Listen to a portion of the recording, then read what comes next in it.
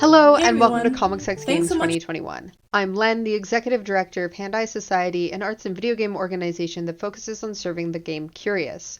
We're located in Toronto, the place in the water where the trees are standing, and occupy the traditional territories of the Mississaugas of the Credit, the Anishinaabeg, the Chippewa, the Haudenosaunee, and the Wendat peoples. Toronto is now home to many other Indigenous peoples, as well as both welcome and unwelcomed guests. Comics X Games is a celebration not only of video games and comics, but also the intersections and cross-collaborations of different artists, developers, and creators in between. We're so excited to announce 5 games that were made in collaboration between games and comics artists for our Comics X Game Jam. Bell Book Subscribe, B-Sides, The Faceless City, Farewell Format, and Miss You Love. Check them out alongside the exhibitors throughout the week. Thank you so much for joining us for this event. I want to thank everyone who's been involved in the project over the past 5 months, as well as our fantastic moderators and volunteers. You can learn more about Hand-Eye Society by following us on Twitter at Hand-Eye Society, as well as subscribing to our newsletter. Thank you so much for joining us. I hope you enjoy the show, and I'll see you at the end of it. Welcome everybody. My name is Amanda Wong and I am the Director of Partnerships and Fund Development at the Hand-Eye Society. I would like to thank Ontario Creates for making Comics X Games a reality, especially for the support in making our event online amidst this pandemic. I'd also like to thank our studio sponsors for contributing to the return of the Comics X Games Jam this year. Viewers will have a chance to see what some of these studios have been up to throughout the stream. Please go check out Clever Endeavor, Phantom Compass, Flowweaver, and Laundry Bear Games when you have a chance. Lastly, I want to give our team a huge shout out for making Comics X Games happen online, along with the support of our volunteers and volunteer coordinators, Anna Kim and Sam Cuddy. Please enjoy the stream. Hey everyone, I'm Jordan Sparks, Director of Technology at the Hand-Eye Society and Production Coordinator of the online platform that currently hosts TCAF, Canzine, and Comics X Games for this online super festival. Thank you for coming to this online event that my colleagues and I spent so much time putting together. I won't take up too much more of your time, but we'll be running Comics X Games events featuring many speakers and games every day this week. Be sure to follow us on Twitch to be alerted when we go live, and you can find out more about the Hand-Eye Society at handeyeSociety.com. You can also attend this online festival at the link below, which is brokenpencil.com/TCAF, to see TCAF, Canzine, and Comics X Games exhibitors and jammers. Don't forget that this event goes from May 8th to May 15th, so keep an eye on us. A huge thank you to everybody who's been involved in this project, including our participants, our team, and our sponsors. As well, thank you for being our supporters. I'd also like to give a huge shout out to my team, including Len Predko, Brendan Lehman, Amanda Wong, Royale Edwards, Aaron Demeter, Phil Slyhoff, and Jillian Bleckenhorst, who all played a part in making this possible. Well, that's enough for me. Let's get our game on, and I hope you enjoy Comics X Games.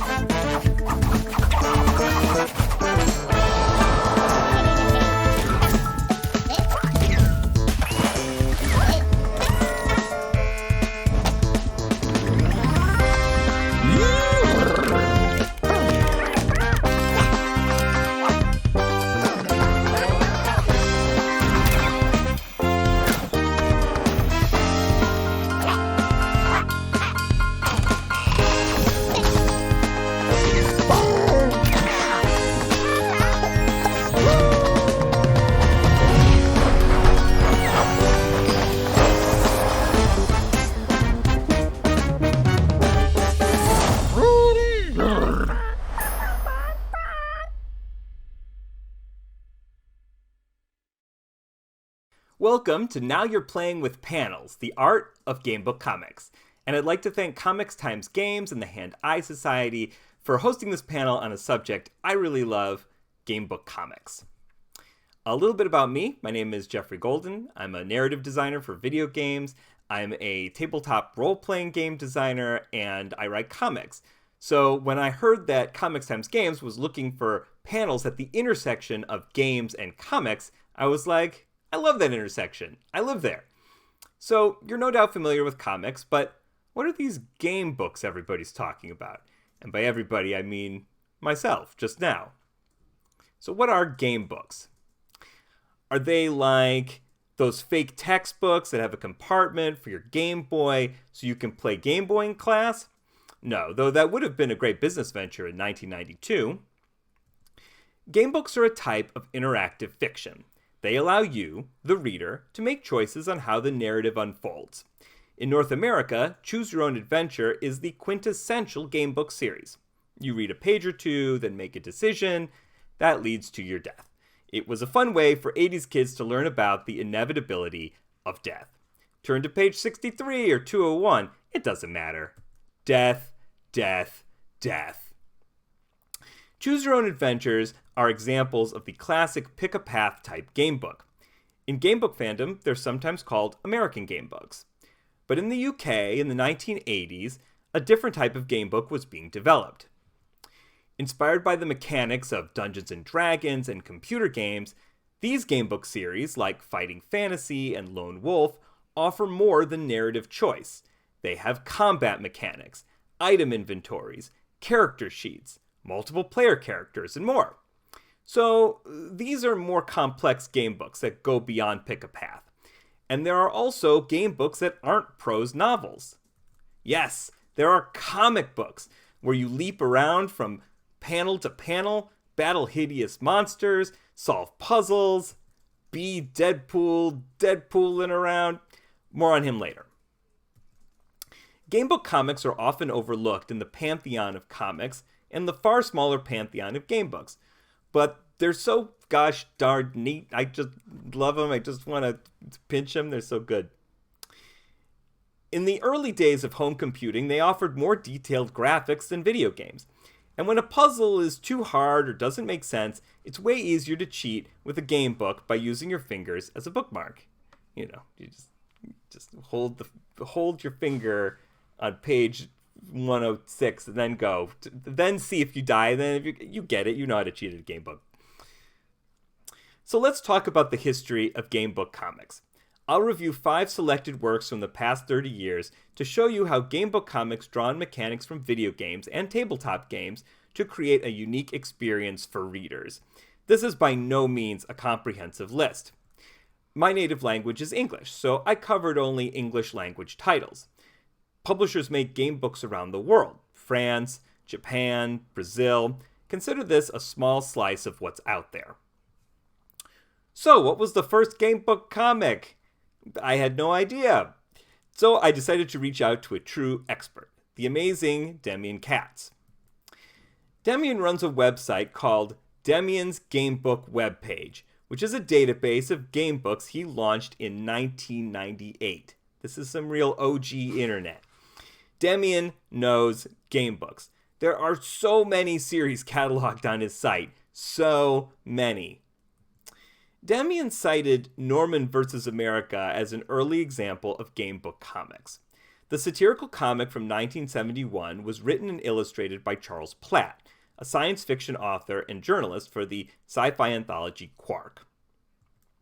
I couldn't find a copy of the comic, but according to a reviewer, Norman vs. America is a goofy story about a young Englishman who immigrates to New York City to hit it big.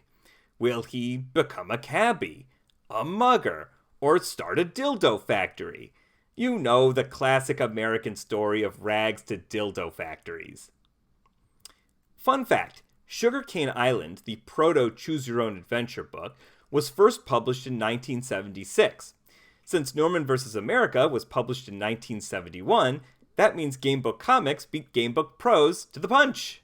Ha! Norman vs. America was a pick-a-path story, but let's focus on the UK-style Gamebook comics.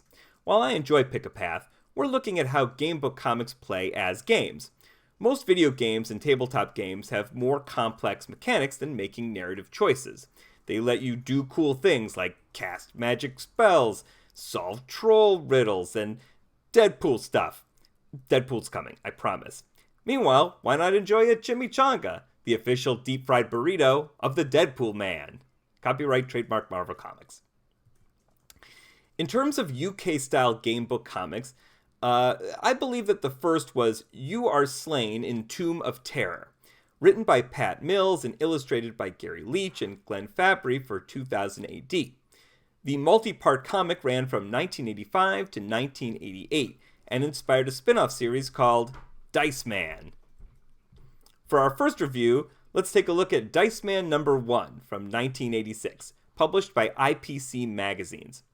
The series lasted 5 issues and was created by writer and game designer Pat Mills and art editor Kevin O'Neill, and edited by Simon Geller.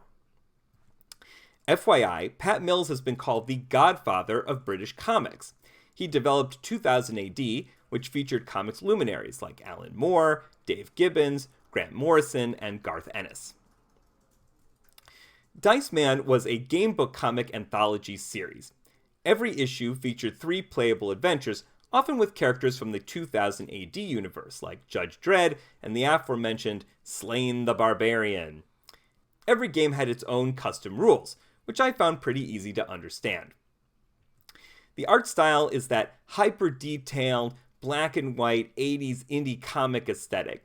Many of the panels are illustrated from a second-person perspective, so it's if you, the player, are witnessing the events with your own eyes, and this is a common trope in general with gamebook comics.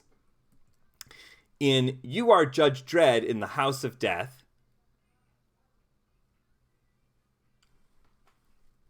art by Brian Talbot, story by T.B. Grover, game by Pat Mills, and lettering by Tom Frame, you take on the role of Judge Dredd, bursting into the home of cultists in Mega City 1.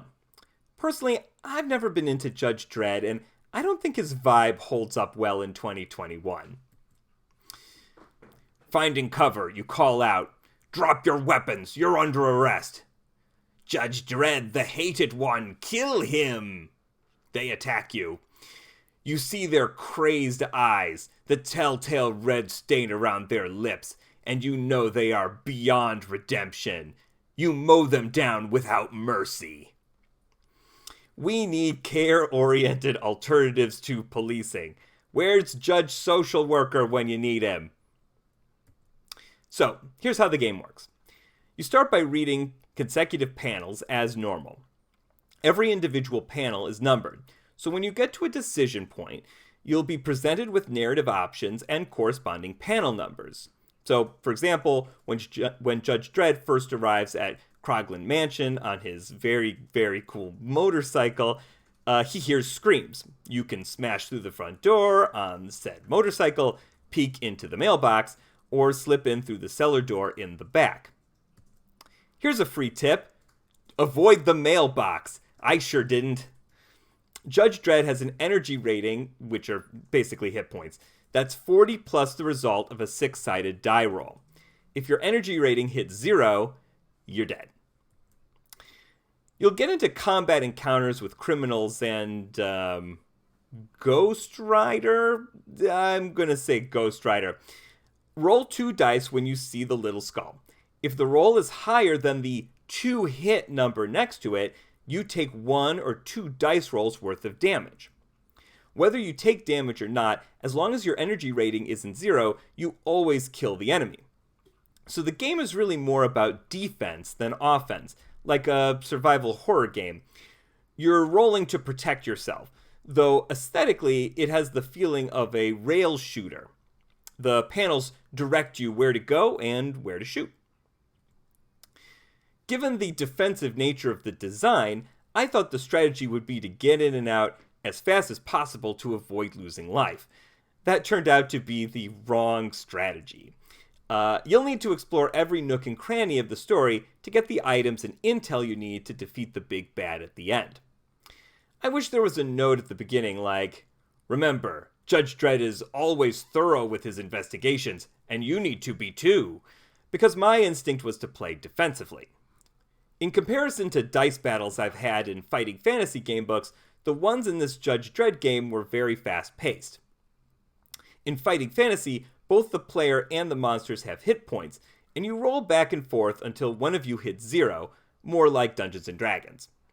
The trade-off is speed for player agency.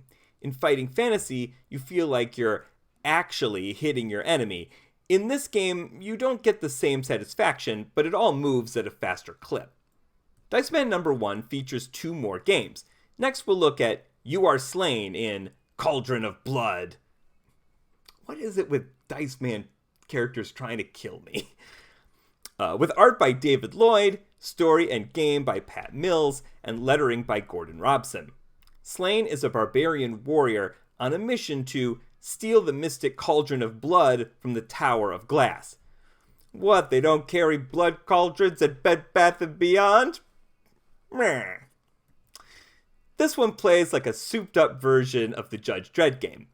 There are numbered panels and decisions to be made. However, the strategy is made clear from the instructions, and I think the design is altogether more engaging. Slain has warp points, as do the monsters in the tower. Warp points represent your strength, intelligence, and experience. So it's like ability scores, hit points, and as you'll soon see, experience points all rolled into one. The dice battles work more like D&D, where you're knocking at each other until one of you has 0 warp points. In dice battles, if monsters hit you, you lose warp points. However, when you defeat monsters, you gain all their warp points. You slurp up their life force to get strong. The object of the game is to gain as many warp points as possible by killing lots of monsters, so kind of the anti-Undertale. But your total warp points are a major factor when battling the boss, Lord Slough Grunskull. I wonder if that's a stage name. So the pace is a bit slower in Cauldron of Blood, but the game captures the fun of tabletop RPGs, exploring a fantasy dungeon, battling monsters to gain experience, and solving puzzles. May the Earth Goddess go with you. Okay, the last game in Dice Man is the one I am most excited about. You are Nemesis the Warlock in Torture Tube. Yes, I'm excited about all these fonts in the header. So many fonts. I love it. Art was by Kevin O'Neill, story and game by Pat Mills, and lettering by Steve Potter. Okay, sorry, let me go back. Aesthetically speaking, I liked this one the least of the 3. There's blatant misogyny. Her name is Purity, by the way. Could she be any more defined by the male gaze? There's acid-eating faces, and a clan-inspired villain whose face I have to keep looking at. But the mechanics are inventive, and use the comics medium really well, so that's what I'm going to focus on here. You are Nemesis, an alien who drives an armored supercar to free humans from the tyranny of Torquemada. Torquemada is the clan dude who rules over what Earth has become in the distant future. Termite, a series of underground travel tubes and cities. So our future is basically a giant traffic jam. I hope they have podcasts. Torquemada has kidnapped Purity Brown, your best agent, and you need to free her. Okay, so what makes this game interesting? Well, it all comes down to speed. In addition to a panel number, every panel features a speedometer. As you read from panel to panel, you can accelerate or decelerate your Blitzspear supercar by 10 miles per hour. Your current speed affects every aspect of the game. In dice roll combat, if you're going really fast, you're harder to hit and might be able to slip out of danger. However, when you go fast, it's harder to hit enemies, and crucially, you might be going too fast into a turn and crash, lowering your car's armor rating. In a lot of game books, you read, then make a decision. Read, decision. In Terror Tube, you need to make a decision, your speed, on every panel. The game feels less like D&D and more like a classic arcade game, complete with a score for blasting enemy ships. I found myself constantly thinking about whether I was going too fast or too slow, and it's thanks to an inventive use of the comic panel format. Terror Tube is a weird game. Sometimes the stylized way scenes are rendered is confusing, and I'm not sure what I'm looking at all the time, but I've never played anything like it. This game is inspiring me to pick up more issues of Dice Man just to see how else they innovated on the form. Let's move 9 years later from 1985 to 1994. And yeah, you can kind of tell just by looking at this cover that it's 1994. Something about it. Maybe it's the colors, maybe it's this, I don't know. It's very 90s-y. Legend Maker #1 was written and illustrated by cartoonist Michael C. Watson in the UK. The series was 4 issues long, with the 5th issue possibly completed but never published. I tried to find more information on Michael C. Watson, but I came up short. Interestingly, his only credit in the comics is in tiny type in the copyright section. There's no Michael C. Watson presents a Michael C. Watson production here. Legend Maker was born out of a series of mini comics called Mini Adventure Comics, which released the previous year. According to the Legend Maker Archive blog, they were sold as impulse purchases near trading cards and packs of gum at newsstands. They explored a variety of themes: fantasy, swashbuckler, bug stuff. Legend Maker comics were full-sized and focused on D&D style fantasy. The issue I read was lighthearted and silly. It was a lot more family-friendly than Dice Man. The first issue is The Castle of the Orc Master. You are an adventurer brave enough to sneak into the castle of the evil sorcerer Gorblad, a lot of fun names today, and steal yourself some gold. The plot is standard fantasy fare, and the art feels a bit stiff, but the tone is whimsical, and there are a few neat mechanics. For one, you have an inventory. Collect that gold! When you solve a puzzle or make a good choice, the designer uses gold as a reward. There are also items you can pick up to unlock story paths. For example, you have to find a piece of cheese for the ogre to eat, or else it straight up kills you. Cheese or die, bro. Cheese or die. In Legend Maker, you can choose your character: Garth the Barbarian, Flambar the Wizard, or Dorwin the Elf Maid. Each of them has special abilities like spellcasting or archery. It works the same way as the inventory. When you reach Decision Point, certain options may only be accessible by one of the 3 characters. For example, Flambar can read scrolls. Yay, Flambar! So there's not a lot of strategy to choosing your character, but it's a good gimmick for a second read-through. Access new paths by picking a different character. My favorite part was the use of layout. In addition to panel numbers, there are 3 levels to the castle, and there are times when you can take the stairs to the roof and basement floors. As a result, the game has a sense of place that makes the exploration aspect feel more visceral. It's a clever use of the comics page itself. Watch out for Count Chocula, or I mean Gorblad. Look, in all seriousness, I think kids would enjoy Legend Maker. It's an illustrated introduction to the world of fantasy role-playing. You can learn more about the series at the Legend Maker Archive project. You can Google it. And if anybody knows anything about the mysterious Michael C. Watson or the story behind the series, hit me up. My contact info is at the end of the panel. Alright, now we're headed to the 2000s. You've got a cell phone again, and it's not just for emergencies. In the world of indie comics, there's one cartoonist synonymous with interactive and experimental narrative comics: Jason Shiga. After graduating University of California at Berkeley with a pure mathematics major, Shiga became an Eisner and Ignatz Award-winning cartoonist. I love Shiga's clean line work, elaborate narrative puzzles, and bizarre sense of humor. In 2003, he self-published an ambitious comic called Hello World. It's about a little boy sent on a grocery run by his mother. So we talked about how Legend Maker has an inventory system. Like most game books, it requires the player to write down what's in their inventory on a separate sheet of paper. Well, Shiga figured out a cool way to build the inventory system into the book itself. You remember those kids' books where you could change the head, torso, and legs of a monster by flipping pages? That's what Shiga does for Hello World. The top half of the book is the story, and the bottom half visually keeps track of your inventory. And that's super cool. But what's even super cooler is his 2010 graphic novel, Meanwhile, published by Amulet Books. It's one of the most fascinating works of interactive comics out there, and it's absolutely worth your time. Meanwhile tells the story of a boy named Jimmy who gets a stomachache eating ice cream and has to use the bathroom at a science lab. There, he's introduced to 3 inventions: a time machine, a memory transference device, and the Kilotron 2000, an untested doomsday device. In terms of formal game mechanics, this one is lighter than the others we're discussing. There are codes you need to memorize, and piecing together the timeline of events is a puzzle in and of itself. But the star of the show is the tab system. Instead of numbered panels, the book has tabs with colorful lines leading you from panel to panel. Shiga toys with this unique format, giving us line mazes to play with and unique panel layouts. Meanwhile, crossed over into the world of video games, there's an iOS adaptation from publisher Zarfhome. If you enjoy mind-bending plots and offbeat humor, I'd strongly recommend picking up Meanwhile.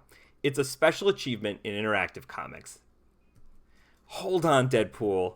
We're almost there. I know, you're impatient. Just sit tight. We're almost there, Deadpool. Hold on. We can't talk about Gamebook Comics without delving into the incredible work of French publisher Macaca Editions. Macaca is dedicated to the form, having released 34 Gamebook graphic novels since 2007. They call the Comic Quest line their flagship line. We need more publishers like Macaca. I'd like to read more Gamebook comics from this century, please. 31 of their titles have been distributed and translated in 8 countries outside of France. Their English-translated Comics Quest line includes Knights Club, Hocus and Pocus, and Iron Magicians. Let's have a look at Hocus and Pocus, The Legend of Grimm's Woods, from 2016, re-released in 2018 by Quirk Books. Written by Monuro and illustrated by Gorobei, both of whom are prolific French comickers. That's a term, right? I'll pretend it is and move on. The Hocus and Pocus books are targeted to kids. The illustration style has a round and friendly Cartoon Network in pastels look. Faces are very expressive, and the fantasy creatures are adorable. The story is relatively simple.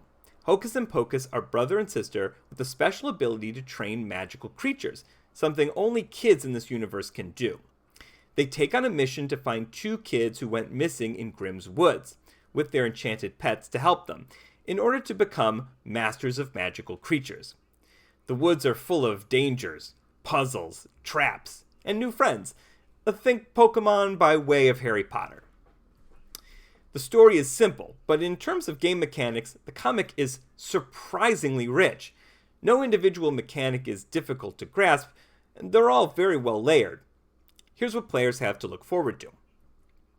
First of all, there are multiple characters. You can play as Hocus or Pocus, which sets you off on 2 different narrative paths. Replayability, yay! There are numbered panels. Often the numbers are lovingly integrated into the artwork, breaking them out of narration boxes. This was my favorite section, where you turn pages to climb a tree from branch to branch. It's another unique presentation for Pick a Path that's perfect for comics. There are puzzles to solve. They're well suited to kids, like this number pattern puzzle. Did you get it? I mean, the answer is obviously, I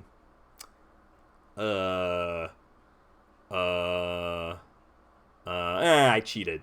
Anyway, there's also a star system that's like a score. You get stars for making smart choices and solving puzzles. Keep track of how many you get. The centerpiece mechanic is taking care of your magical pet, which helps you on your journey. I think this is pretty rad. At the beginning, you get your choice of 3 pets, each with a magic ability, like digging, launching you into the air, or having cool items in its mouth.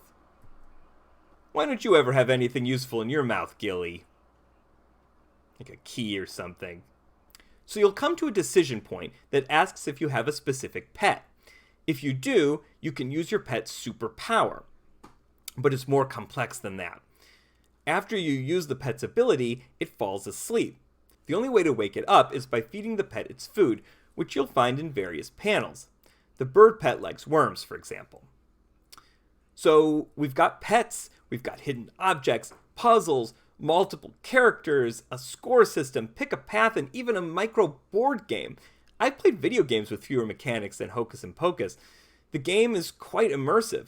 With a simple story and pretty illustrations, it's certainly a winner for kids, and I think it's worth a read for curious adults. Deadpool, Deadpool, Deadpool!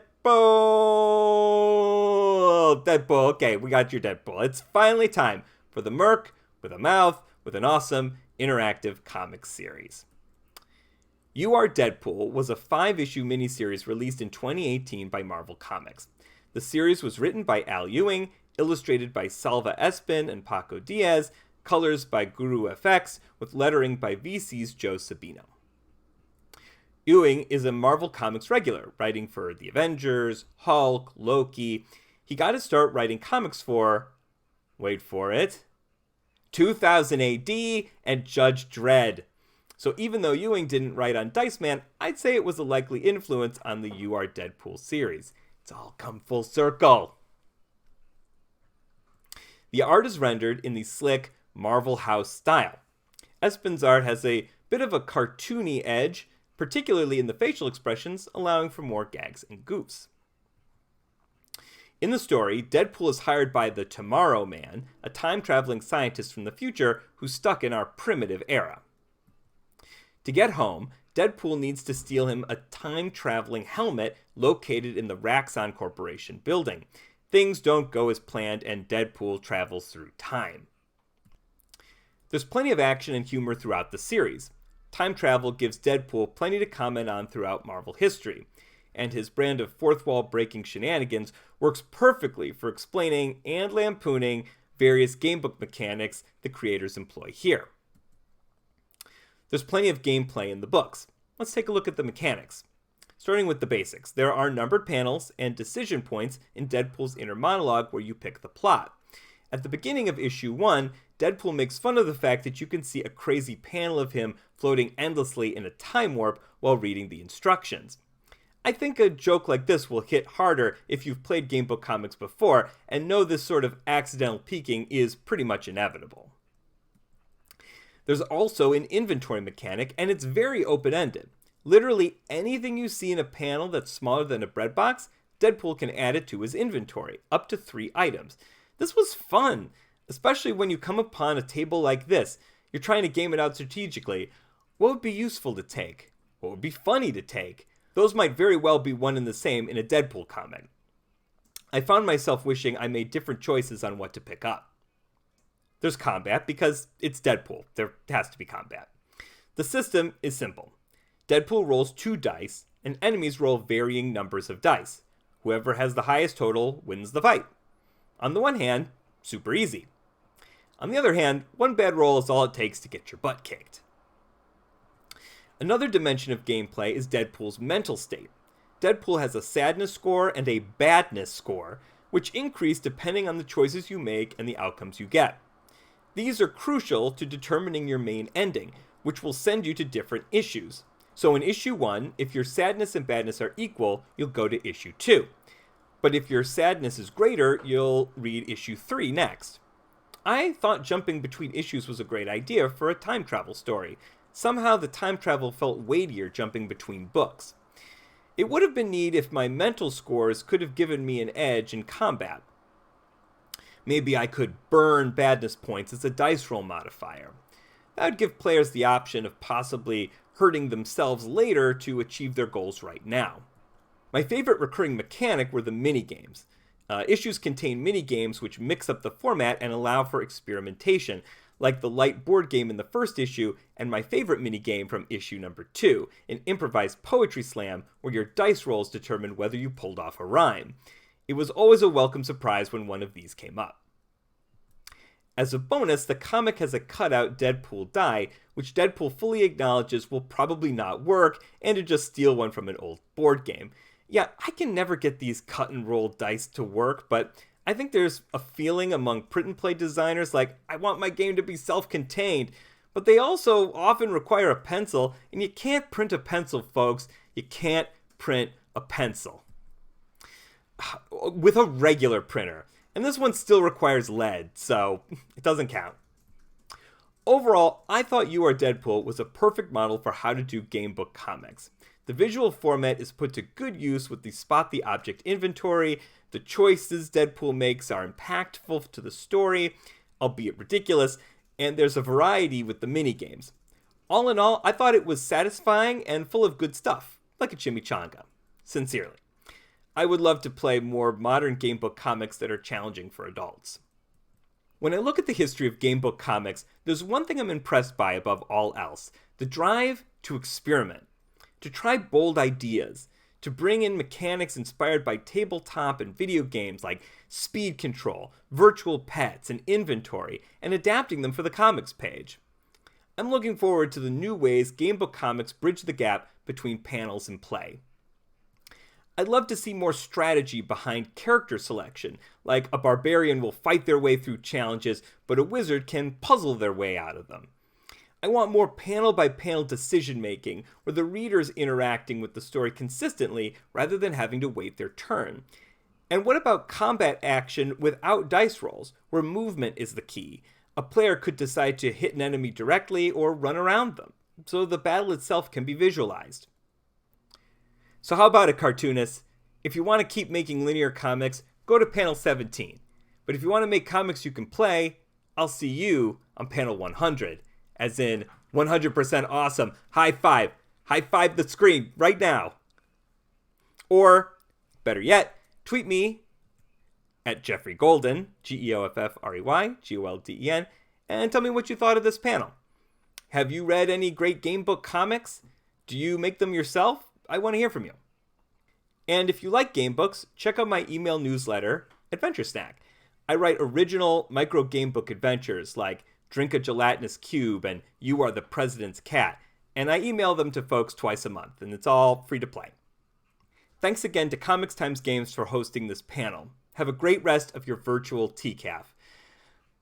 I wish we were all together in Toronto.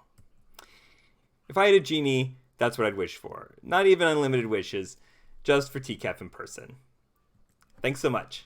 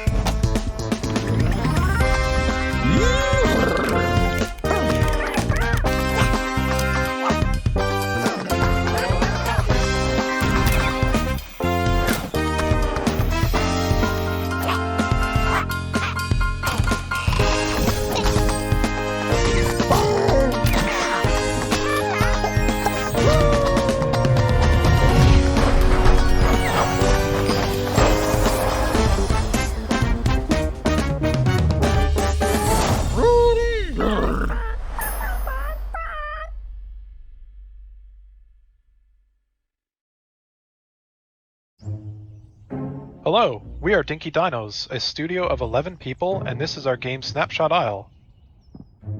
Snapshot Isle is a casual simulation game where players channel their inner photographer to capture the natural beauty of a remote island and complete commissions for peculiar clients. Our game is targeted towards fans of photography and exploration. We are aiming for teens and adults who love games like Animal Crossing, Pokemon Snap, Firewatch, and Umurangi Generation. Snapshot's gameplay loop has the player experience and complete commissions while earning rewards along the way. Anything that falls into the gameplay loop will be supported by one or more of these pillars: photography, exploration, and perceptiveness. We currently have 3 different types of commissions for the player to engage with. Multi-solution riddle commissions challenge the player to identify and photograph multiple solutions to a single riddle.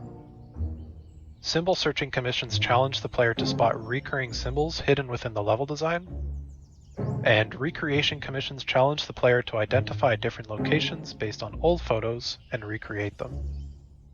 The player is also able to buy camera effects from the shop, along with the accompanying ability to choose and customize your camera with chosen effects. If you'd like to see more of us, follow us on Twitter at Dinky Dinos Games to stay tuned for demos. And to cap things off, I'd like to present our trailer. Please, take a look.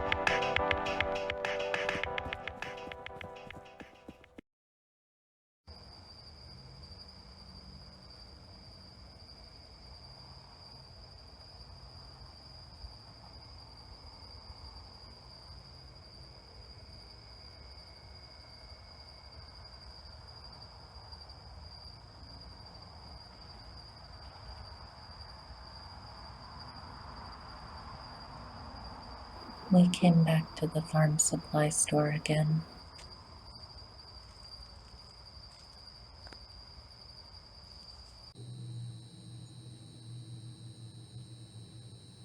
The packaging said, if animals could talk, they'd ask for this brand. When I told Denise, she didn't think it was funny. We stood together in the checkout line. The cashier asked us if we were cat breeders. I froze. I couldn't answer them. Denise lied and made small talk as if this were all normal.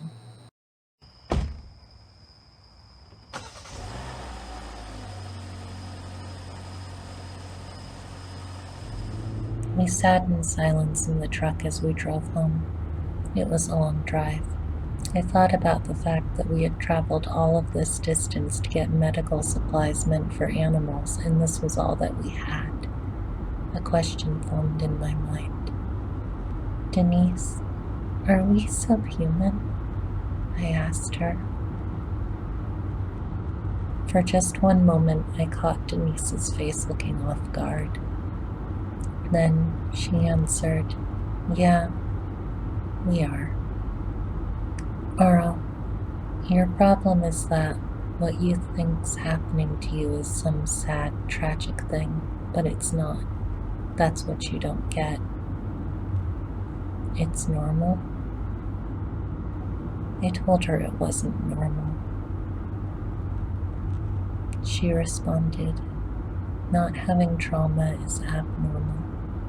If you haven't been raped or homeless or had some sort of massive trauma, then you would be weird.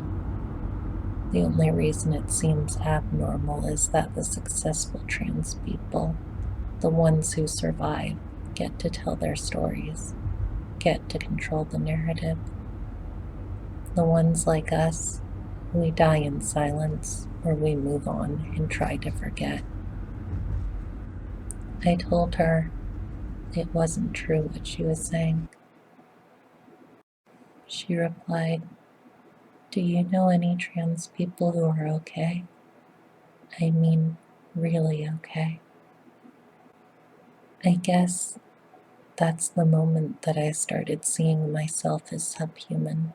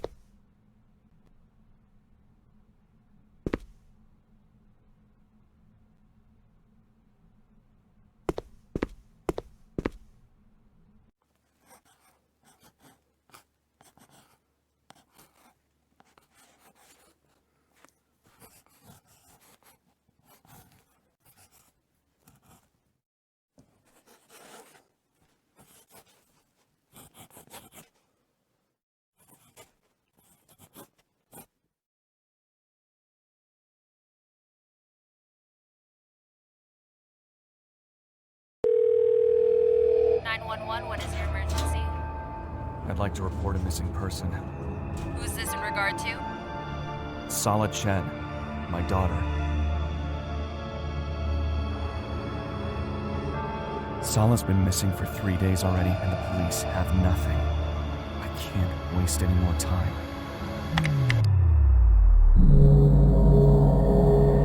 She's been meeting strangers. They've been moving right under my nose. We are doing what we can, but we just don't have enough leads. We will call you when we have an update. Guess I'll have to take matters into my own hands.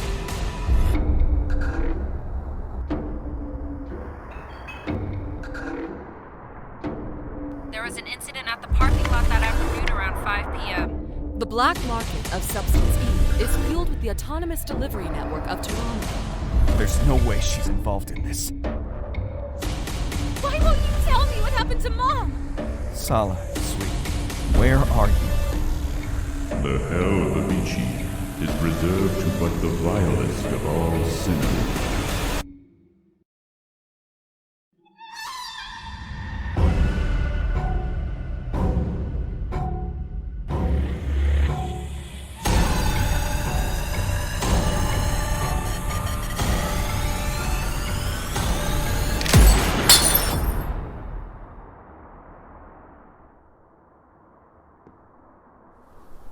Welcome to the short gameplay demonstration for Keyword, an upcoming cyberpunk puzzle-solving game.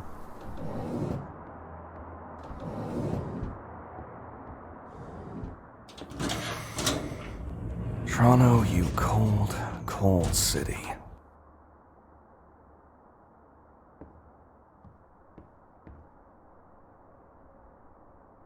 Substance E abuse in the city has In proliferated. Keyword, Hundreds have been you will admitted take to on the role of a private investigator and father to an 18-year-old girl who has gone missing. 600 deaths have been Use your observation and deduction skills, coupled with your tech savviness, hacking around social media accounts and websites, in order to unravel the threads surrounding the mysteries of the missing daughter. at 9 p.m.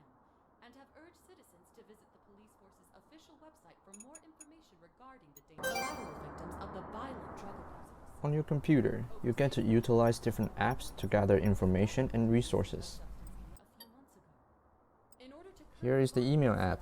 You can read all incoming emails and messages here. The police have instituted a mandatory curfew starting at 9 p.m.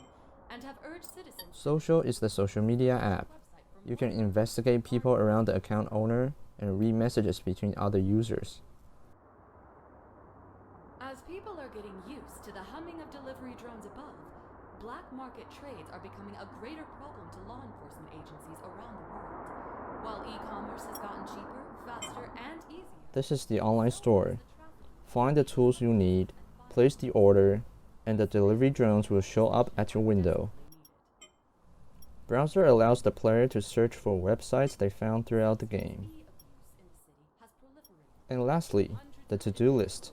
Here you can get hints and what to do next. Official website for more information regarding the dangerous drug. A crucial mechanic in Keyword is to observe what's going on in the city. Clues might be hidden in plain sight. We can order a pair of binoculars to aid our investigation. While e-commerce has gotten cheaper, faster, and easier, so has the trafficking of illegal substances and firearms. New surveillance tech and legislation are desperately needed. Substance E abuse in the city has proliferated. Hundreds have been admitted to local hospitals, over half of which are collateral victims of the violent drug abusers. Over 600 deaths have been recorded since the first documented usage of Substance E.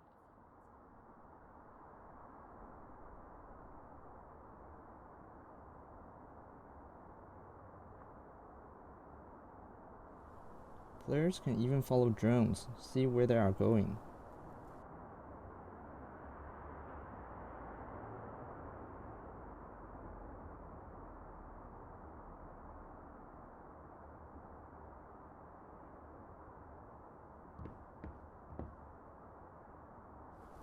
To find out what happened to Sala, accessing her social media account might be a good place to start. You could write down any clues and thoughts on the notepad.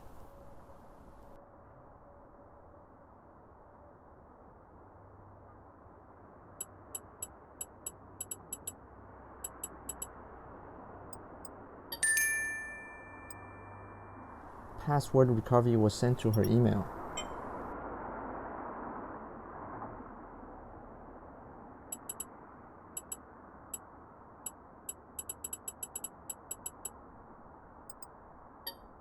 We will need to answer the security questions in order to access Sala's email. Sometimes, clues are not on the computer. Players will have to get up and look for them.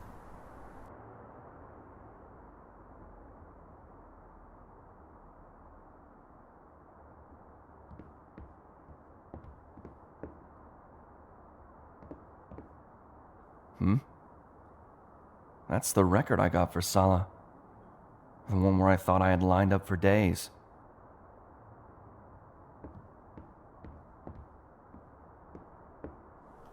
By looking around the room, you will be able to find this poster signed by Sala's favorite band. If you look close enough, you'll notice that they have a website. By searching the website on the computer, players can gather more information about the band.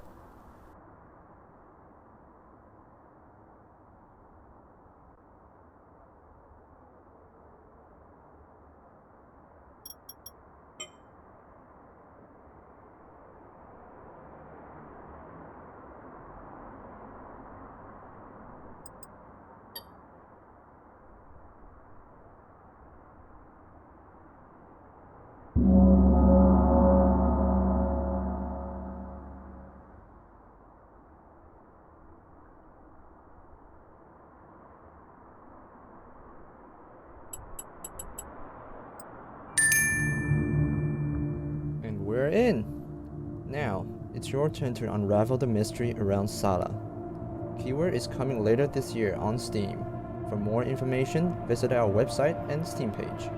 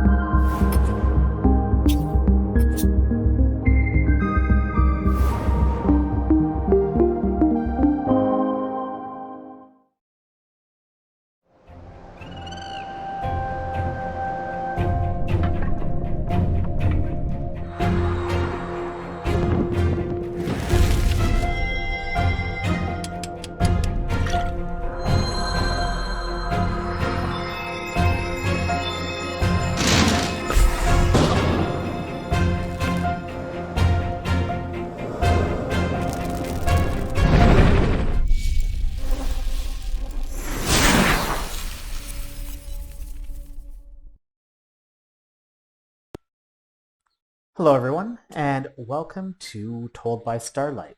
Told by Starlight is a tabletop storytelling game where you and your fellow players get to sit around and make up mythology. You'll also draw all of the constellations that go along with your various characters and moments and artifacts. I am joined today by my two good friends, Tessa and Luna, and we've already done all the setup for this game, which involved creating our star chart, which you can see, and making our first set of constellations. So I'm going to just ask everyone to introduce the constellation that you created during the startup of the game. Luna, if you want to get us started. Great. So I created a constellation called Amos. They are the protector archetype, and the constellation represents a broken shield, which is Amos's shield, which got gradually eroded and broken during the 13 Wars. Thanks, Luna. And Tessa, do you want to introduce your character? Or I guess your icon that you created? Yeah, so my character is Ty, and his archetype is the outsider. Ty is a half-horse, half-fish god that brought fishing and the ability to, use boats and engage with like the ocean to a landlocked people. Cool. And I made the constellation Yara Yara, and Yara Yara is a blacksmith, a sort of godlike blacksmith who created Amos's shield and said that the shield will remain intact as long as Amos was true to their mission, their calling. So because we've got this constellation that is the broken shield, we know that that didn't go so well for Amos, but that's the story. So we've already created a bit of the backstory, and it just kind of naturally grew out of these characters as we drew them and assigned them an archetype. So from here, we're going to go into the main turn order, which is where most of the storytelling happens. So Luna, would you like to draw a card and get us started? I am going to do that. I have drawn a 4 of diamonds. So I get 4 stars. Diamonds don't mean anything particular, I believe. So not for drawing the constellation, no.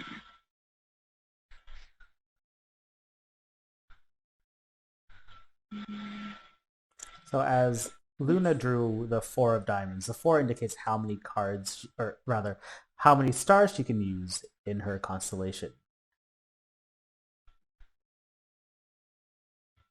There you go. Cool. And Tessa, do you want to name that constellation? Sure, this is Noto. Love it. Excellent.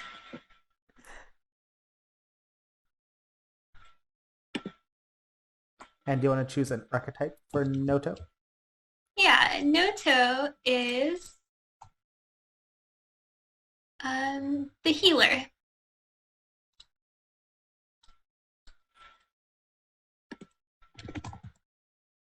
Okay. And then that leaves it to me to tell the story of Noto the healer. And because the card drawn was a diamond, it means this is a story about luck, trickery, or guile.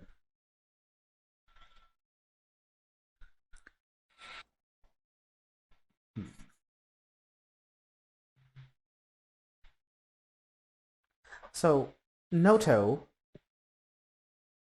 was a woman who lived in a small village, largely untouched by the wars that had happened up until this point, when a stranger entered the town. And this stranger was suffering from a wound that was not quite physical. And not mental as like something mystical or spectral in nature. And this person had been wandering for so long that this wound had consumed much of their being. When they came to Noto, Noto was the first person who was able to see past this spectral infection and see straight to the stranger's true character, true being. And decided to leave her small town and travel with the stranger, slowly undoing the ill effects of this spectral infection. And she became known as someone not to be trifled with, but also someone who could heal things that other people just couldn't. I love that. So here the luck was just that stranger happened into this town where a person who could genuinely help happened to be. Oh, Luna, do you want to write Noto's name onto the Yes. onto the chart? That.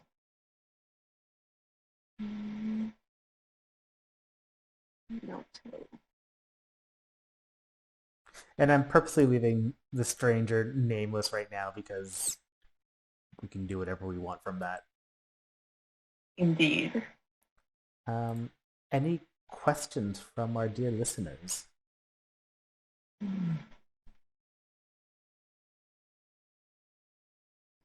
Yeah.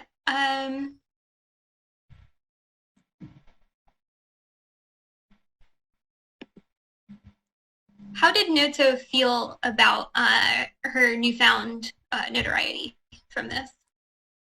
Notoriety. Nice one. I think it was more than she bargained for. Hmm. Like, it wasn't bad, and it was a huge shift, and she didn't realize how many people would come to her with requests for help. Mm-hmm.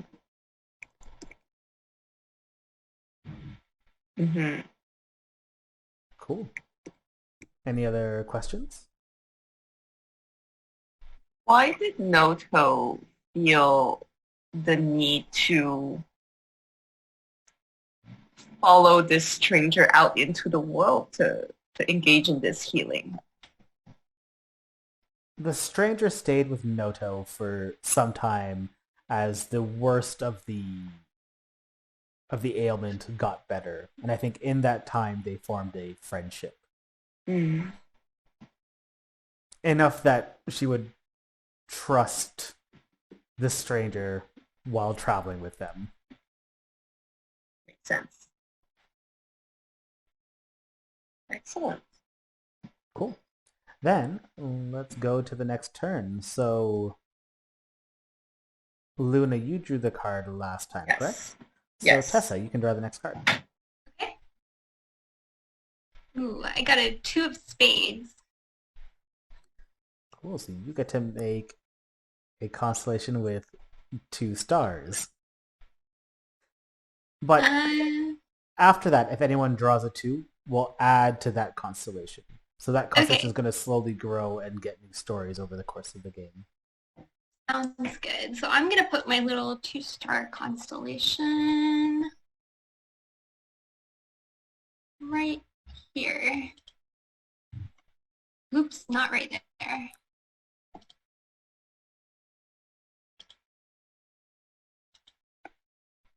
Uh-huh.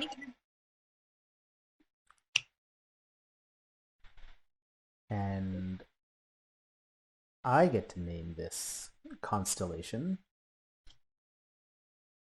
This one is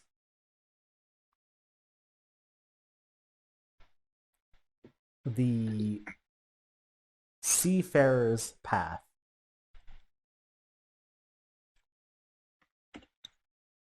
Nice. Is that the full name? The Seafarer's Path? Yeah. Okay. And I'm going to make this the Oracle. Ooh, sounds good. I'm going to remind myself what an oracle is. So the Oracle, flashes of insight that some call divine visions, the burden of knowing.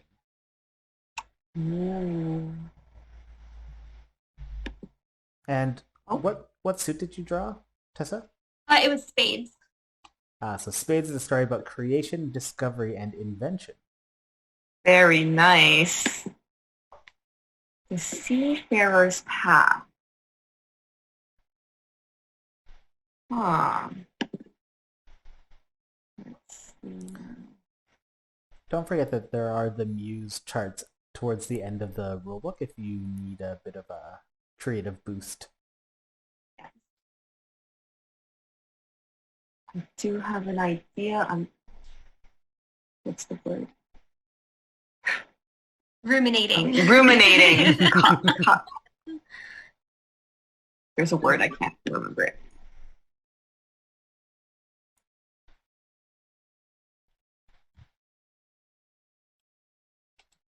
So I think Tai, the half horse, half fish god of water who brought seafaring to this people, there is a river in this land that is, the large river that connects these people to the sea. And this river is probably the source of these people's livelihoods and also all of their origin stories. For them, this is the river of life. And it is said that especially young people, when they want to find themselves, to discover their calling and their path, they have to go on a journey on this river. They have to build their first boat or other vessel and then follow the river down to the sea. And this is kind of like a ritual for coming into their own. Like a coming of age ceremony? Yeah, probably. It's not like absolutely necessary, but there are people who may not really know what they want to go for in life, so they engage on this journey. And it is said that along this journey, they may have visions, or they may have dreams, or that is where, the water, the sea, the god of the sea may send them visions. And, so it is a journey of self-discovery. So the Seafarer's Path is a kind of journey that some people undertake. Cool. Cool. I don't have any questions about it. I think it's I do. Go. So, is there any competition or pride amongst kind of the youth that go on this journey? Do they have these big fish stories where they're like, oh well, when I went on this journey, here's what I saw, or is it more kind of like a private, this is something very personal and kept to themselves? I think it's more of a private journey. I don't think I'm sure people do exchange stories, and for sure there is a little bit of that, oh, I saw this and this. But it's not ultimately about that, right? It's about coming into your own. So I think the people around them, when they do come back to the village or whatever, they will see what this person has grown into. So I don't think it's so much a competition as just a journey of self-discovery, where it's meant to be. And it doesn't mean that everybody finds what they're looking for either.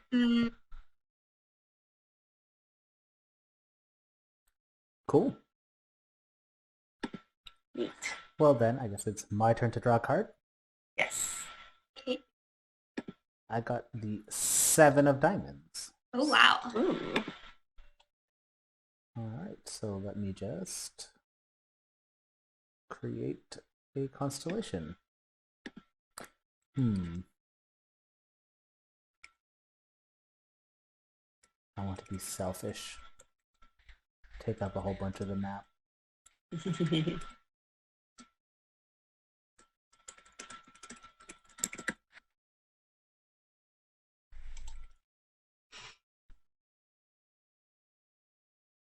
That's 1, 2, 3, 4, 5.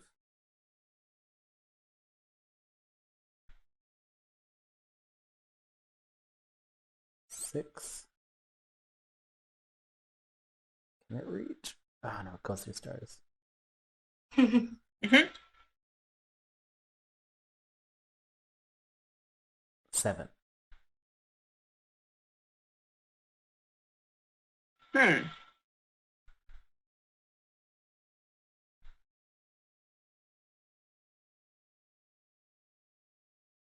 So Luna, you get to name this baby. Big baby. Maybe that's it. It's just the big baby. The large child. A large infant. No. What's the opposite of like apex?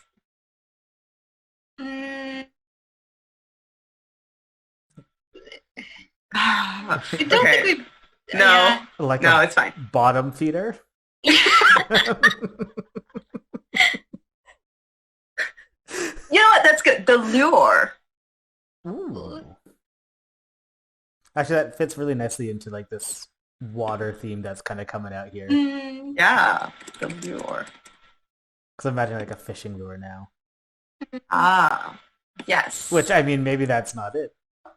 To wait and Maybe find out. that isn't. Well, it is interesting that you've given me that to work with when we have diamonds, and that's luck, trickery, and guile again. There you go. Oh, do you want to choose an oracle? Or not an oracle, An an archetype? archetype. Do I have to? Yes. Okay. Let's see. I think the scorned might be interesting. The victim of a broken promise. What will justice look like? Okay.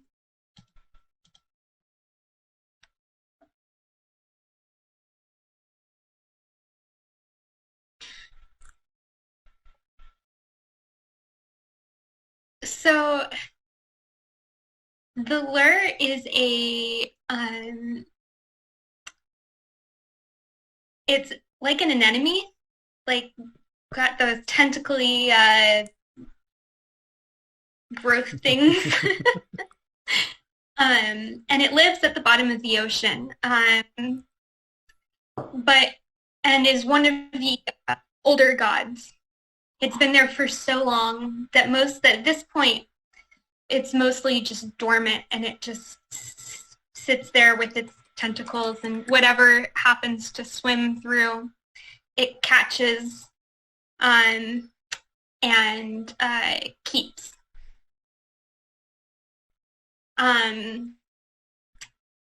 But one day, there was a lobster that came crawling into the lure, into this anemone. And the lure was like, oh, I love lobster. Lobster's delicious. This is going to be a lovely snack for me. Unfortunately, the lobster did not want to be eaten, and it did not want to be a snack. So the lobster said, look, promise me that you will let me go, and I will bring you back a meal that is even more tasty, because I know you cannot leave here. You are trapped at the bottom of the ocean, and life towards the surface is just flourishing. There's so much good food. You're missing out being trapped down here at the bottom in the deep sea. And the lure is sort of like, yeah, but you're a meal and you're right here. I could eat you right now. And the lobster says, yeah, but like good things come to those who wait. I will bring you back more food than you would know what to do with. It'll be wonderful. Mm-hmm. So the lure is like, okay, fine. I'll take you up on that, lobster. You go along your way. So the lobster swims off. Well, a few days go by and the lobster hasn't returned yet, which isn't too surprising. It's the big ocean, and the anemone, the lure, is sort of like, okay, I expect this a little bit. But then a week goes by, and then a month, and nothing has come down as deep as the anemone living in this deep ocean. And it's beginning to feel a little like it's been tricked, that this is just totally been made a fool of. When the god of the ocean, Tai, comes swimming by, and the lure calls out to Tai and is like, Tai, I need your help. I was promised a meal by a lobster, but it went away, and I just haven't seen it since. And Tai says, well, I mean, I can't help you there because, you know, the lobster is doing its own thing, and I don't blame the lobster for not wanting to be eaten. But I'll make a compromise with you. I will move you from the bottom of the ocean up towards the surface where there's a lot more. He's right. There's a lot more life, a lot more food. And so the lure says, great, fantastic. Let's do that. So he moves the lure up into the shallower waters. However, the lure, having been betrayed the first time by the lobster, feels so bitter and so just totally out of touch with everybody that it begins to entrap anything that comes by, not just sea life. It begins to grow up and snares fishermen that come by and they get too close. So everybody is warned to stay away from the lure. And that's the story of the lure. It's like the crotchety old man at the bottom of the sea. Yep. Yeah. And all of the children of the neighboring like villages know to stay away. Like they're told not to swim too far, or else they'll be sucked in by the lure. This lobster reminds me, it's like Sebastian but reverse. You know how Sebastian is singing about stay? This one is like, oh yeah, come up. It's gonna be great. Yeah. Yes. All right, so we've just made a full loop. Like we've all had one turn to play all the roles. So the fun thing about this game is that basically at the end of every turn you can kind of assess like, oh, are we feeling good? Like, do we want to stop? There's no specific like end point or end goal. It's just like play until you're not playing anymore. And I think this is where we're going to call it for today, just to give a snapshot of this game. But I hope you like what you saw. Please check out this game. You can find all my info as a part of the larger Comics X Games showcase. But yeah, thank you for watching, and I hope you enjoy the rest of the event. Thanks for watching.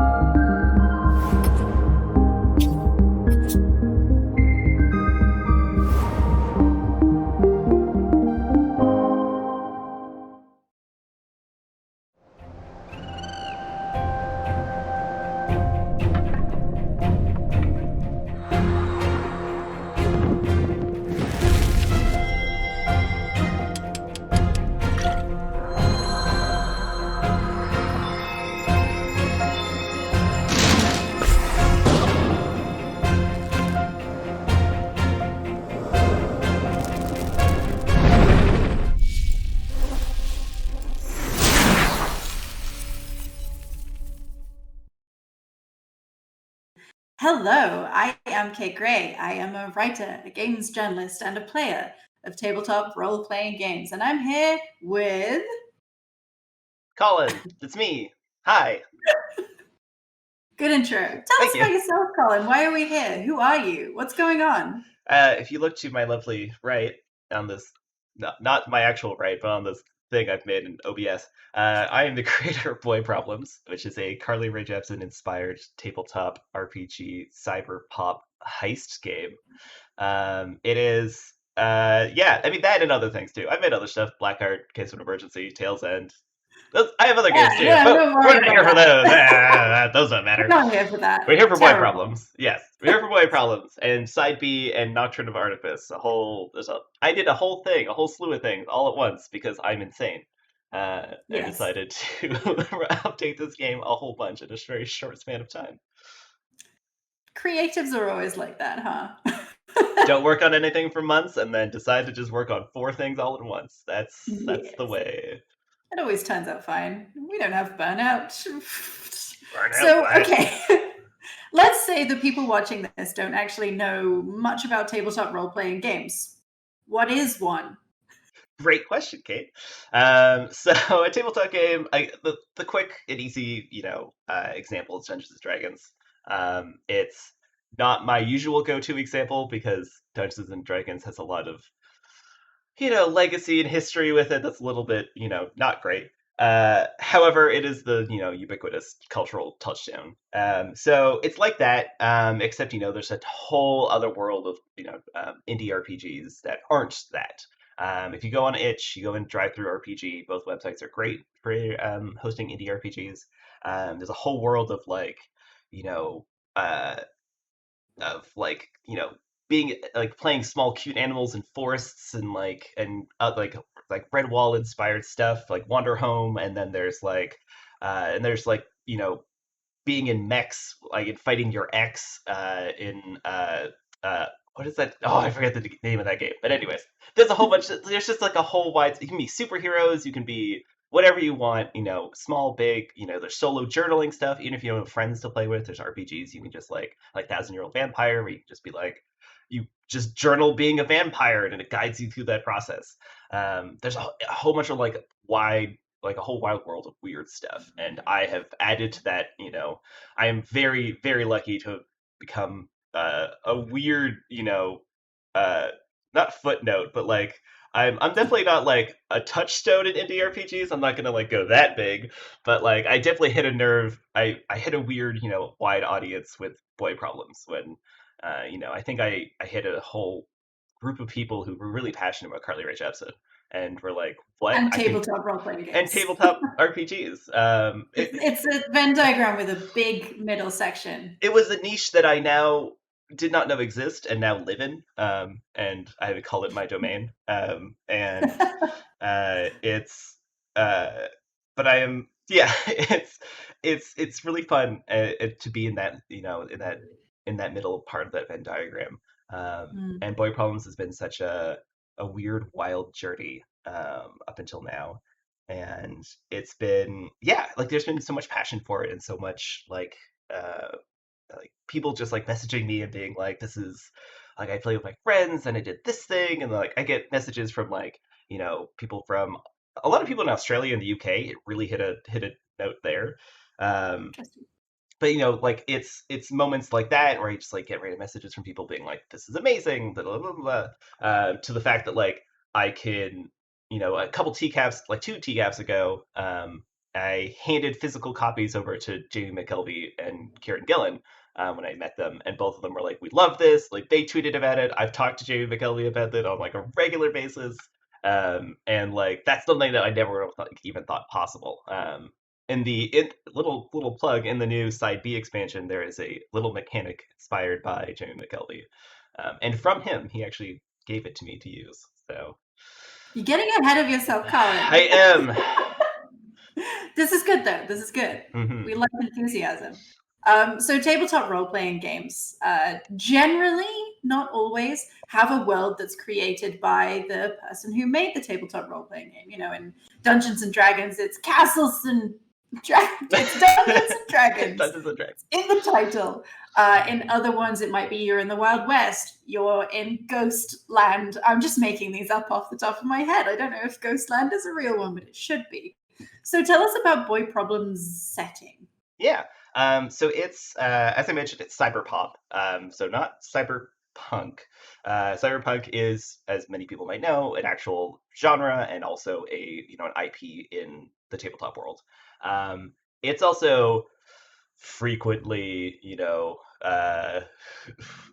stereotypes, has a bunch of Asian stereotypes that it really relies heavily on. It really, punches down on sex workers. It really, treats a lot of people really terribly. It's very dystopian. It's very, it paints a bleak picture of our future. And I didn't want that for Boy Problems.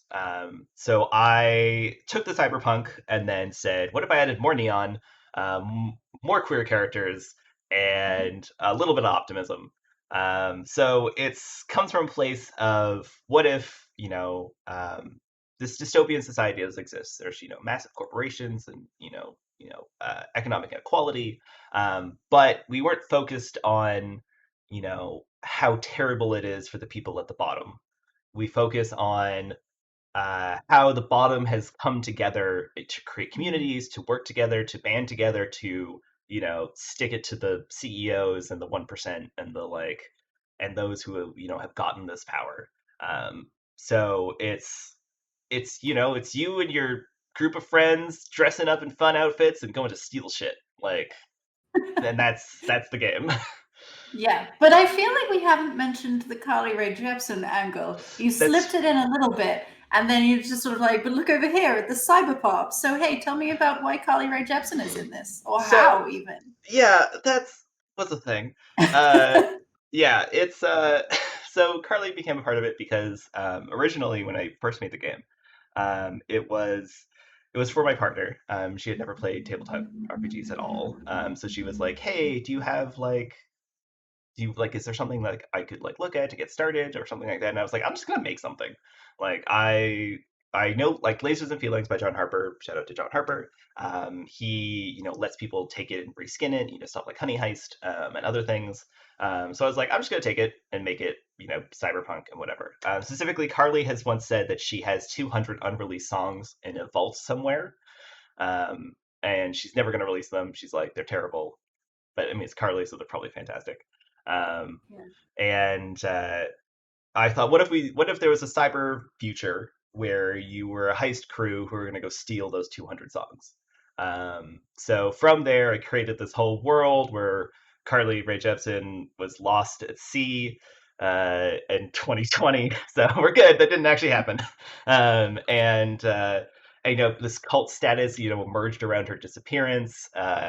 And her songs, traded hands, and now they're in the hands of some evil, arms dealer who's hoarding them for himself in some vault somewhere. So I said, what if, you have to go steal them?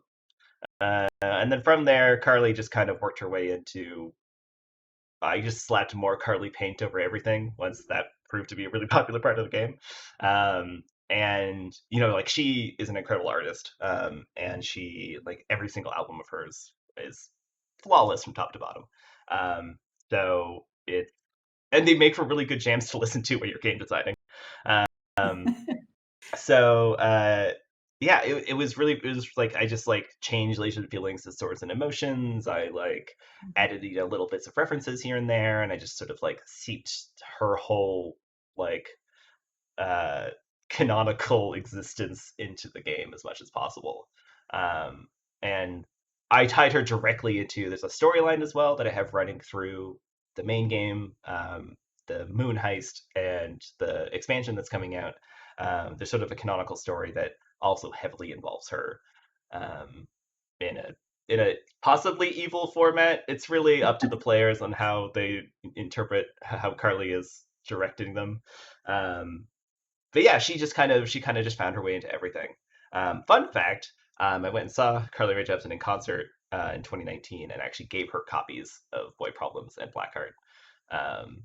She did not react because I didn't hand them to her directly. I handed them to her tour manager. But I really hope that she was on her bus later that night and was like, what is this? Very confused. I'm sure someone on her team knows these exist. And it's just nah, whatever. Maybe this is the time that she's finally gonna notice it for real, and she'll tweet about it. Yeah, that's the hope, right? Yeah, that's the hope. Yeah. I mean, the dream is to run a game of Boy Problems with her and Griffin McElroy. That's the wow.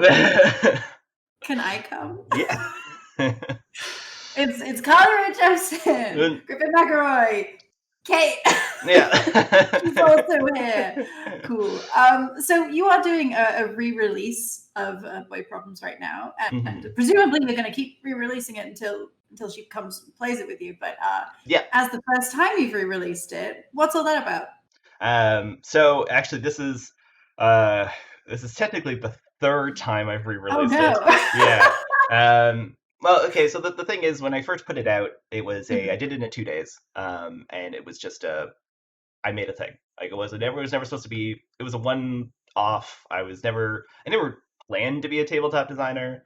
I never planned to keep making these things. I never, I was a graphic designer by trade, and I just was like, this is spare time. I'll put together a thing. And I used a bunch of stolen art. I just took a bunch of art from the internet because, again, I was just making a free thing. I just grabbed some cyberpunk art from the internet and slapped some text on it and was like, "Hey guys, I made a thing." And then and then my phone didn't stop vibrating for 3 straight days. And I realized that I should probably do something about the thing I just made. So after a whole bunch of articles and a whole bunch of Twitter things, I was like, I should probably do something with this. So after a bit, I put together. I went back and I hired like 2 artists to do a cover, Saffron Aurora and Gabby D'Arienzo. They went and did front and back covers for the game, so they wasn't stolen art anymore. I went in and redid the layouts because they were shit. I had done them in like a night. So I went back and redid all those, and I added some stuff. I added like new systems. I basically took Lasers and Feelings and stacked a whole bunch of other stuff on top of it, so it was more than just a conversion of Lasers and Feelings, and also so I could charge money for it, because otherwise I would feel bad. I always kept that free version. There's always been that free version. That original version is still there, both for archival purposes and also for if you just want to look at it. That old version, which is stolen art, is still there for free, so you can look at the game. But since then, I've updated it. I did a whole redo of the layout. I added a bunch of systems on top of it. And then I was done. And then I thought I was done. I was like, great, Boy Problems is done. I'll move on to other projects. And then this year, I started working on Side B. Inspired by Carly herself doing, Emotion Side B and Dedicated Side B. I was like, what if I did, a little expansion to Boy Problems? I could add more heists. I could add some more mechanics. I could, expand on the world a bit. Because especially after Cyberpunk 2077 came out and disappointed me immensely, I was like, someone can do Cyberpunk better. Not necessarily me, but I can try to do Cyberpunk better. So I read a bunch. I tried to figure out what the world I wanted the world to be.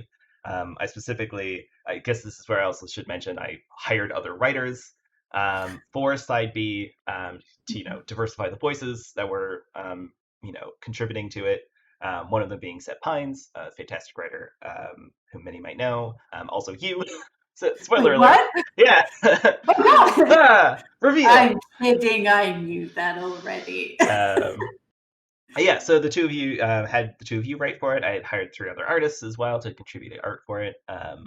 And it's become a whole thing where I'm really glad, and I still really want to continue to expand the world of Boy Problems, because I think a cyberpunk setting that isn't cyberpunk, the IP, is really important. And I really want to build out the possibility of like having other people add to the world of Boy Problems. Like I want to come up with the original rule set. I want to like publish, give it like Creative Commons licensing so people can add their own heists and add their own stuff to the world. That's a very long future goal. But anyway, so I did Side B, and then I realized that between the release of the first re-release and now, I've become a much better graphic designer. So I was like, well, I can't put this expansion out and have the original game look like shit. So I went back to the original game for a third time and redid the entire layout. I redid all the art. And it looks much better, as you can see to the right of me, person who is watching this. But I timed it with Comic Sex Games, and it was really fun to kind of go back and look at something that I hadn't really looked at for a bit, to go in and be like, oh, why did I do this? Or I added safety tools, so that the right at the beginning, just so the table feels a little bit more inclusive, it feels a little bit more safe, and you don't have to go outside for those resources. I added an introduction just to be like, hey, this is where I was at, this is where I'm at now, just to kind of, give some context to the game. And I just way better layouts. Just it looks so much better. Yeah, I was gonna say this is like another thing that creatives do is just constantly being like, "Oh, don't look at my old work. I'm gonna redo it," and it's just that loop forever. Yeah, you can never be happy with your work for longer than like a year. Yeah, so that's a good thing. Yeah, I mean, it's been nice because I've been, keeping the game updated and like I've been trying to treat the tabletop games like video games. I, go back and patch them. I go back and add to them. Even like Nocturne of Artifice, which is the moon heist that I'm will be out, should be out by the time of you're watching this. It's completely free. You don't need to own Boy Problems. You don't need to own anything else I've written. So if you just want to look at what a Boy Problems thing might be, you can look at it. Although it's very weird. It's not the typical Boy Problems thing. So if you're like, I wonder what Boy Problems is like, please don't look at this for that. Because it's horror themed. It's very, very dark compared to everything else. But at the same time, it's something you can take and use in your any other system. It doesn't have to be used with Boy Problems. It can be used with Dungeons and Dragons. It can be used with, any other system. It's free to adapt and use at will. But it's been put a whole bow on the thing I just rambled on about. Like it's been really neat to kind of revisit Boy Problems and think about where it came from, what's changed since March 2019 and now. A lot. Fun fact. Yeah. We're still in the middle of one of the big changes, and where it might go. I have some ideas for where it might go too. Yeah, this is now the Boy Problems cinematic universe. It's just gonna keep growing. Eventually, he'll get like movies and plushies, probably. Speaking of one of the biggest changes that you've made to Boy Problems is the side B, which we've sort of touched on a little bit. Obviously, I'm doing some of it. But what side B is giving the sort of heart of Boy Problems and lending it to other people and seeing what they do with it. Yeah. So me and Seb have been instead of Carly Rae Jepsen, we've used other musical influences. Mm-hmm. And one thing I really, because I don't remember what we came up with, but so Boy Problems is cyber pop. Yeah. The Moon Heist is cyber gothic. Yeah. And then the three, I've run out of fingers. Three Boy Problems side B heists all have their own kind of like cyber something. Yeah. Do you remember what they are? So yours is cyber folk. Yes. Seb's is like, I think we landed on like sort of like cyber hip hop, cyber rap sort of world. And then High Horse, which is my new heist, is like cyber blues, cyber like country. So yeah, that ends up it's like Carly will always be the heart of the game for sure. But I thought, I was like, what if we, there's other genres, there's other artists, that doesn't need to only be Carly forever. I mean, it should be Carly forever, but it doesn't only need to be Carly forever. But they are all building on that same kind of like communal queer feeling that you set up in the original Boy Problems. Oh, for sure, yeah. I mean, maybe I'll ask you, like, what was it like? Because you can talk about your heist a little bit, but like, what was it like taking, playing in this world? What was it like to,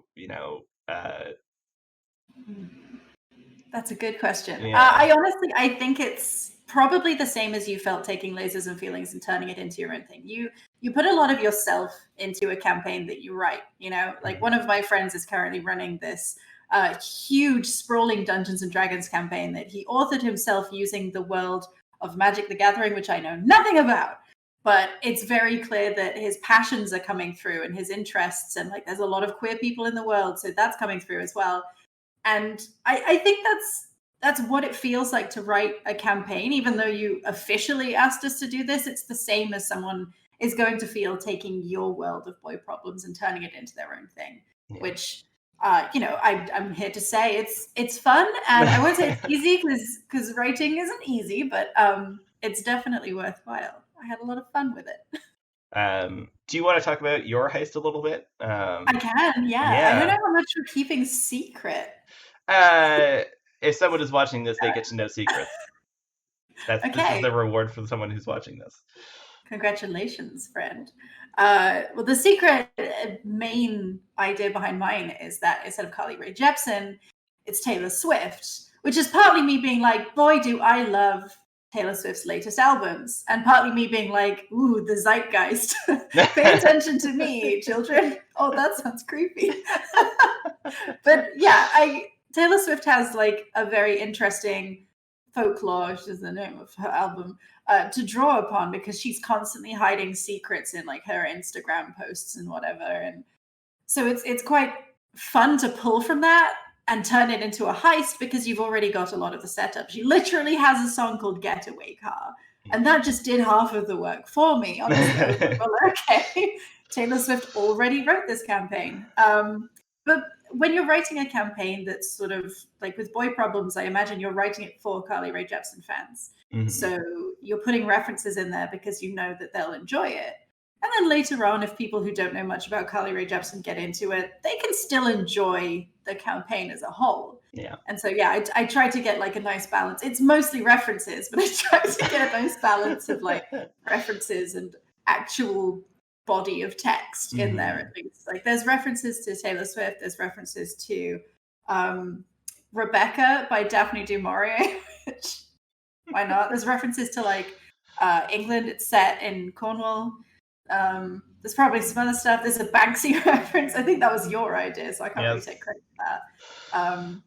And there's a lot of like fun world building facts that you can either use to influence your game, or you can just be like, here's a fun background fact that has nothing to do with anything.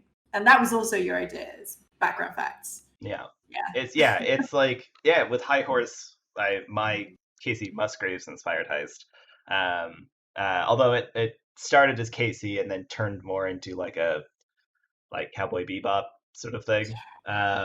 But it was, I stuck in references to Yahoo, I stuck in references to GeoCities, I stuck in references to Ask Jeeves, I stuck in references to crimes. It's just one of those things where, it's been fun to do, because you could just do whatever, really. Like, you could just be like, I have the dumbest idea, and I'm just gonna put it down, and it turns out really, really good. And it's and that's kind of been the whole goal with it, overall. Just, it's silly, but it's I even though I do touch on it being silly and it being maybe not as like serious as Cyberpunk, but I've always wanted at its heart to say something at least, which is that it's optimism in the face of adversity. It's surviving through community, and it's you're in our inevitable dystopian future. Your best friend is not going to be Elon Musk. It's not going to be these billionaires or these corporations. It's going to be your neighbor, or it's going to be your favorite bartender from the bar down the street, or it's going to be we're gonna survive by leaning on each other, and I mean, we've seen that over the course of the past year through the pandemic as well. Like it's hard to be isolated, and that's kind of the whole spirit of it, is that it's surviving through collaboration. It's fun through working as a team, and I mean, there's also in the game itself, there's mechanics for betrayal. There are backstabbings and triple backstabbings and things like that, but although that's just a fun mechanic, because who doesn't love a end of story like, ha, it was me all along, or whatever it was, having the player turn into a villain. That's just fun for a player. Or having a player's ally turn on them, and then they turn on the other for yeah, it's fun. It's but even still, with all that stuff added, and all that stuff is optional too. It's always been an the heart of it, cooperation and as I said too, like punching up. Like it's never. Why would anyone punch down? That's dumb. It's also harder. Yeah, Like, that's that. terrible. That's Yeah, not bad. yeah. That's not anything. That's terrible. Yeah. You have to purposefully do that. Like that's it's Yeah. and I tried to inspire that, in the rules, in the heists themselves, and just in my own general communications about the game. Yeah. I think for me, one of the most exciting things about writing a campaign, and feel free to tell me I'm wrong, is that it's kind of like writing a book. Not that I would know, I've never written a book, but I've heard this from authors, is that you write something and somebody can read into it, like based on their own background or their own thoughts. They can read something into it and go off on a tangent. And as long as you don't go, no, that's not what I meant, then that's amazing. Like somebody can take these campaigns and focus in on a very small nugget of information we buried in there that we didn't even mean to be anything. It's just like a joke or something, but they can make that the focus of their playthrough if they choose to. Like leaving it a little bit open for the player is actually kind of more fun than just being like, here is my story and it has a beginning and a middle and an end. That's it. Yeah, definitely. I've always even telling you and Seb we were writing the heist, it was, we write the beginning, we write the end, but the middle we leave open to the players and to the GMs. That even the beginning and the end are also just suggestions. We're really just writing prompts. Like they could see that I could see our word as gospel and follow our story from start of the thing to the last period, but they could also just be like, I don't like this or this, and I want to add this, or I just like the idea of a heist on the moon, but I don't want to do any of it. I don't want to do any of that stuff. I want to do this instead. And just, it's giving the players the tools to, it's a sandbox. It's and it's encouraging experimentation and encouraging even just what we're doing right now, an open dialogue between players and GMs.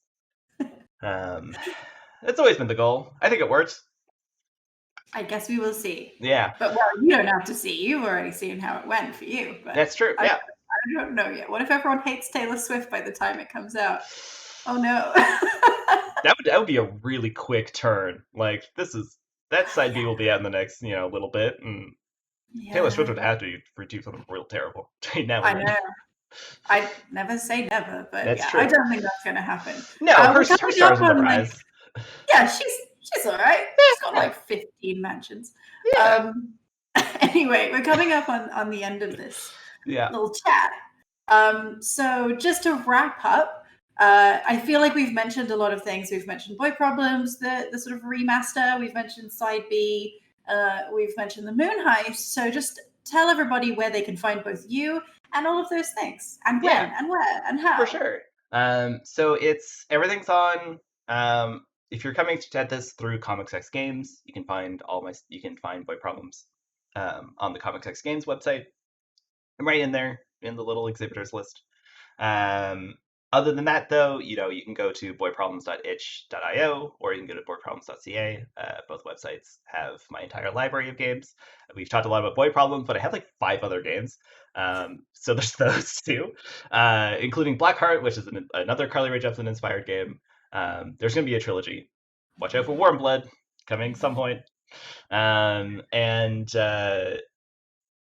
than that, though, you can also follow me on Twitter, Colin M. Cummings. That's sort of where that's where I live. Those 3 places: website, lots of websites, Twitter. Hey, what about you? Where can people find you? I do have a website, but it's mostly a portfolio. But I want to say it anyway. It's Kate Gray with an A. .horse. I do have a more sensible URL. I just don't remember it because the horse one's really It's better. Hey, I think that it's sticks out. me, but it goes to the same place. Just Yeah. type in both. I'm mostly on Twitter. I'm at How Not to Draw, which is spelt like it sounds. I wish I had a shorter one that was my name, but Where did How Not to Draw come from? I used to have a blog where I did drawings, and I wanted to like preempt people being like, "You don't know how to draw," by being like, "Yeah, that's what this blog is about." So that's how that was born, and I haven't had that for like 10 years, so it's completely irrelevant now. But there you go. That's how usernames. Yeah, usernames are weird. Yeah. Cool. Well, thank you for joining me and talking about boy problems and Carly Rae Jepsen and various other types of cyber thing. And make sure, if you're watching us, to keep an eye out on boyproblems.ca or boyproblems.itch.io for all the things that are going to be happening over the next few time. Yeah, Who knows? I have a big plan. Who knows? Yeah, Things will happen. Yay! It's gonna be good. Yeah. Cool. Thank you for joining us. Awesome. Thank you, Kate. Thank you, people who are watching.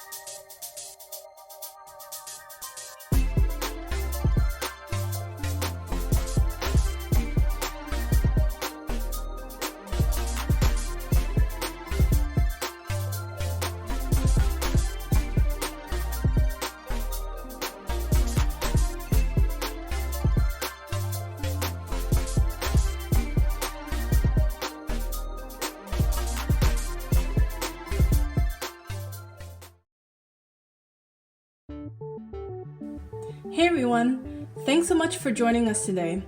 We hope you're having a good time with us for Comics X Games 2021.